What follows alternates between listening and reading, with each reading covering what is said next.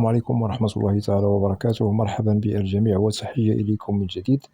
برنامج اليوم هو برنامج مهم موجه خاصة إلى الإخوة والأخوات الذين هم مقبلون على الهجرة إلى الولايات المتحدة الأمريكية ولديهم تساؤل عن المعيشة والحياة بأمريكا. إذا هناك نقاط مهمة سوف نتطرق لها في البرنامج، ولا بأس إن استفدتم من البرنامج أن تقوموا بمشاركته مع الأصدقاء والأحبة، هذا كله لكي تعم الفائدة. ولا تنسوا أن تشتركوا في القناة. إذن بالنسبة للمعيشة والحياة بالولايات المتحدة، هل هي صعبة أم سهلة؟ نؤكد بأن المهاجر كيفما كانت جنسيته عندما يهاجر إلى الولايات المتحدة، ونؤكد على المهاجر الذي سوف يقيم إقامة دائمة، أكيد سيجد بأن التغيير والاختلاف في كل الجوانب والحياة اليومية هو موجود، أي أن الحياة وكذلك المعيشة تختلف عن بلدانكم الأم. وأكيد الأغلبية منكم لديهم التساؤل المهم عن المعيشة والحياة بأمريكا على العموم. نؤكد بأنه الولايات المتحدة الأمريكية هي بلد اقتصادي محترم. أكيد تعتمد الولايات المتحدة على مختلف الدعامات الاقتصادية في مختلف الولايات الخمسين، سواء كان في الصناعات المختلفة وكذلك الزراعة، التجارة الداخلية والخارجية، تصدير واستيراد كبير إلى غير ذلك. ولائحة المجالات الاقتصادية بالولايات المتحدة الأمريكية هي كثيرة واللائحة طويلة، لأنه كل المجالات الاقتصادية المختلفة بالولايات المتحدة تتصدر بها أكيد أمريكا الدرجة العليا والأولى عالميا. ونؤكد بأنه هناك منافسين للولايات المتحدة كالصين وكندا وروسيا إلى غير ذلك من الدول الكبرى. وهذا لا يعني أن الولايات المتحدة الأمريكية اقتصادها أضعف من الدول المنافسة، بل اقتصادها يعتبر هو المهيمن عالميا، سواء في الأسواق العالمية وكذلك في تصدر درجات السلم الاقتصادي العالمي على كل الأصعدة. وإذا قمتم ببحث دقيق لأخذ المعلومة سوف تجدوا بأن الولايات المتحدة بلد اقتصادي كبير محترم، وأكيد مساحة الولايات المتحدة الأمريكية هي كبيرة. موقعها هو موقع استراتيجي، لها علاقات كبيرة وعظيمة مع دول مختلفة. ونؤكد بأن الولايات المتحدة الأمريكية مصنفة من الأوائل التي تستقبل كما هائلا من المهاجرين من قارات وبلدان مختلفة، وتعتمد بشكل كبير على المهاجرين في العديد من المجالات الاقتصادية داخل أراضيها. وللتأكيد الولايات المتحدة عملتها الدولار الأمريكي الذي يتصدر سقف العملات الأجنبية في العالم، وتعد أجرة العامل المهاجر بأمريكا مقارنة بالأجرة التي ممكن أن يتقاضاها ويحصل عليها في بلده الأم بالأجرة المرتفعة، أكيد لأنه الدولار الأمريكي عملته منافسة من القدم ولها تمركز مهم ومستقر ما بين العملات الأجنبية والأسواق العالمية. لهذا الاقتصاد الأمريكي رغم أنه هناك مؤثرات أو تداعيات سوف نجدها تؤثر على العديد من البلدان من حيث تقلص الاقتصاد والتضخم، فالولايات المتحدة تظل دائما متمركزة في سقف ثابت لا ينهار رغم التداعيات التي تؤثر عالميا متعلقة بالتغيرات الاقتصادية العالمية. لهذا نصف الولايات المتحدة الأمريكية بالدولة العظمى اقتصاديا على كل الأصعدة. لكي أنتقل بكم إلى المعيشة والحياة اليومية والأسبوعية والشهرية والسنوية بالولايات المتحدة الأمريكية، نؤكد بأنه الولايات الخمسين تختلف المعيشة بها من ولاية لأخرى.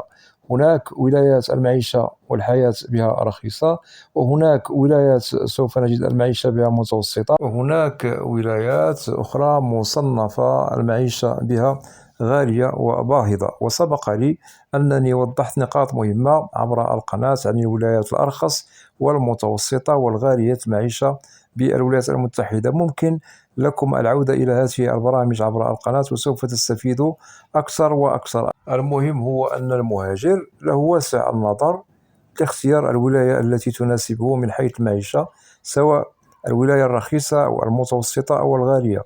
نؤكد بأن أسعار استئجار السكن يختلف أكيد من ولاية لأخرى. أسعار مستلزمات العيش اليومية تختلف من ولاية لأخرى. وكذلك نقطة مهمة، فرص العمل كذلك تختلف من ولاية لأخرى.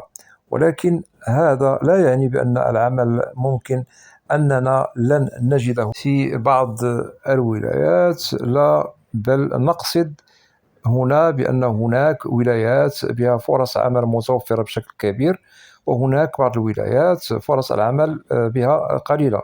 أتمنى أن تتفهموا هذه النقطة، لأن الولايات المتحدة هي بلد الفرص، وأكيد العمل هو متوفر فيها بشكل كبير، فقط هناك اختلاف بين الولايات من حيث وجود فرص العمل بالكثرة أو بالقلة. أكيد هذا من حيث تواجد فرص العمل بكل ولاية باسمها. بالنسبة لأجرة المهاجر التي ممكن أن يتقاضاها من عمله سواء المهني، ليست هي التي يتقاضاها المحامي أو الدكتور. هذا أكيد واقع معاش. بالنسبة لمجال العمل مختلف، نؤكد هناك الطباخ والميكانيكي، الصباغ، واللائحة الطويلة للمهن المتواجدة بالولايات المتحدة. وهناك أكيد الصيدلي والدكتور والمحامي والتاجر إلى غير ذلك، واللائحة طويلة. إذن المبالغ أو الأجرة التي يتقاضاها هؤلاء كل على حسب مجاله المتخصص فيه، وهذا يفرق بين هذا المهني وهذا الدكتور أو الصيدلي إلى غير ذلك. أتمنى أن تكون هذه النقاط واضحة. إذن بالنسبة المبلغ الذي يتقاضاه يعني المهنيين أو الذين لديهم شواهد عليا بالولايات المتحدة يختلف من مهاجر إلى مهاجر آخر، وأكيد سوف نجد هذه الأجرة التي يتقاضاها هؤلاء هي كبيرة، وكذلك هي محترمة مقارنة بالأجرة التي ممكن أن يتقاضاها هذا المهني أو هذا الذي هو دكتور في بلده الأم. أتمنى أن تكون هذه النقاط واضحة. إذا وضع المهاجر بالولايات المتحدة من حيث الحياة والمعيشة يختلف من مهاجر لآخر على حسب الظروف الاجتماعية. هناك المهاجر المتزوج والعازب والمتزوج الذي لديه أطفال أو أبناء. إذا كلما كان الأفراد كثر في بيت واحد أكيد المصاريف سوف نجدها تزيد، والمعيشة ومستلزماتها اليومية والتكاليف سوف تصرف يعني بشكل كبير، وهي محسوبة على حسب الأفراد. أما عن المهاجر العزيب فأكيد المعيشة التي تخصه ليست كالمعيشة التي يعيشها الأفراد، بل هي أقل.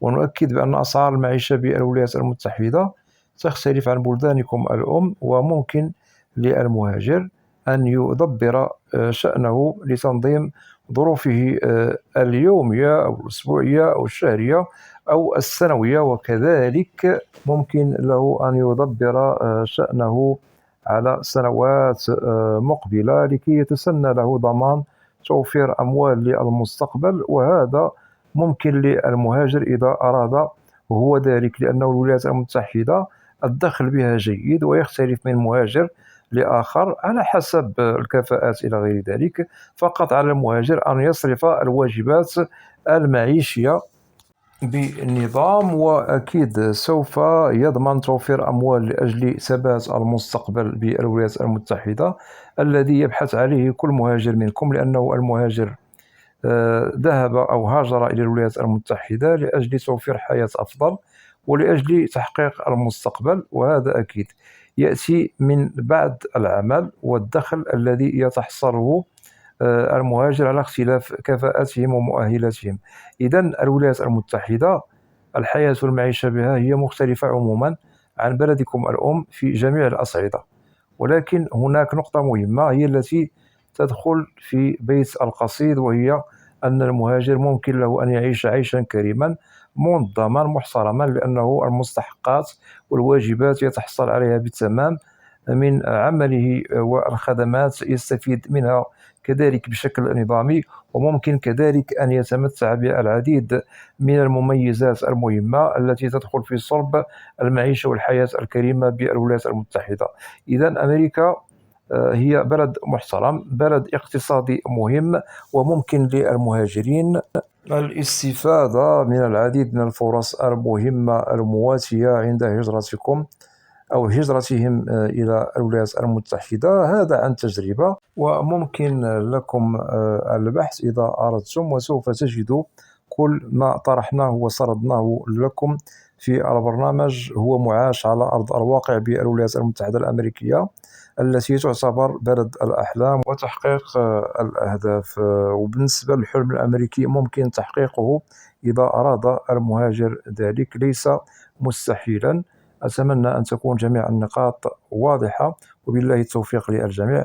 وأتمنى من الإخوة والأخوات الذين لا زالوا لم يشتركوا في القناة، أدعوكم للاشتراك في القناة وتفعيل زر الجرس ليصل إليكم كل جديد. ولا تنسوا أن تدعمونا دائما بلايك لكي نصل إلى أكبر نسبة من المشاهدة. وبالنسبة للقناة، محتواها كامل وشامل عن الهجرة والمهاجر إلى الولايات المتحدة الأمريكية بشكل عام وكتعريف. وإذا لديكم أسئلة ممكن طرحوها كتعليق، وسوف تجدوا الإجابة عبر البرنامج المعروف في القناة، برنامج أسئلة وأجوبة، لأنني لا أستثني منكم أحدا. وأود أن أشكر جزيل الشكر كل الإخوة والأخوات الذين يقومون بوضع تعاليق محترمة. مرحبا بكم جميعا بأسمائكم، وإلى لقاء قريب بإذن الله، والسلام عليكم ورحمة الله تعالى وبركاته.